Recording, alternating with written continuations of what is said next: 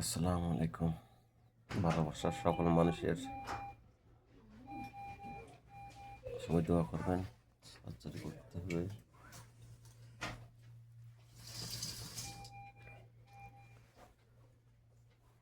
এই যে একটু পরে সার্জারি করবে। সবাই দোয়া করবেন আমার জন্য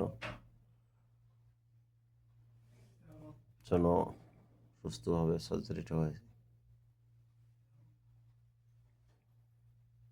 আজ 7 তারিখে আবার ভর্তি হয়েছি হাসপাতালে,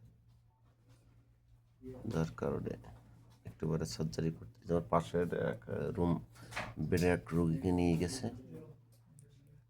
মারছে, ওনাকে নিয়ে গেছে অপারেশন করতে।